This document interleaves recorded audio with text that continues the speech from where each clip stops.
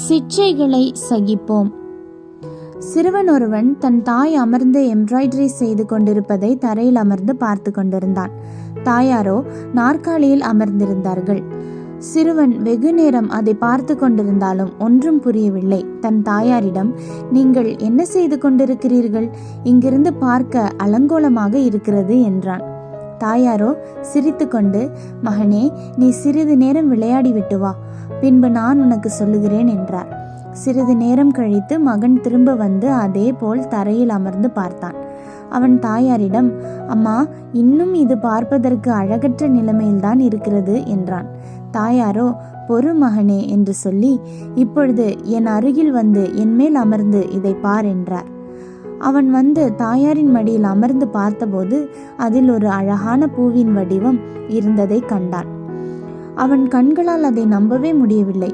அவன் இருந்த இடத்திலிருந்து அதை பார்த்தபோது குழப்பமான ஒரு வடிவமே அவன் கண்களுக்கு தெரிந்தது. ஆனால் தாயாரின் இடத்திலிருந்து பார்த்தபோது அதில் ஒரு அழகான பூ வடிவம் இருந்ததை அறிந்தான். அம்மா அவனை பார்த்து, மகனே, நீ இந்த காரியத்தை வேறு இடத்திலிருந்து பார்த்தாய். ஆனால் நான் மேற்பகுதியில் ஏற்கனவே அதற்கான ஒரு மாதிரியை வரைந்து அதன் மேல்தான் நான் எம்ப்ராய்டரி செய்து கொண்டிருந்தேன் என்று உனக்கு தெரியவில்லை என்றார்கள்.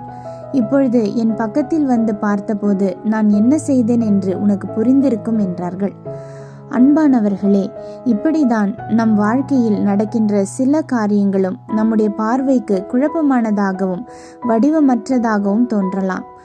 தேவனை பார்த்து, ஆண்டவரே, நீர் என் வாழ்க்கையில் என்ன செய்து கொண்டிருக்கிறீர்கள்?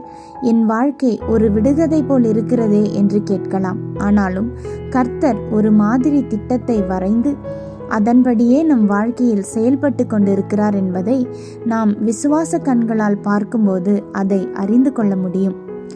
தேவன் நல்லவராகவே இருக்கிறார். அவர் ஒரு நாளும் தீமையை செய்வது இல்லை. நம் வாழ்வில் நடந்து கொண்டிருக்கும் தீமைகளையும் அவர் சமாதானத்திற்கு ஏதுவான நன்மையாய் மாற்றுவார்.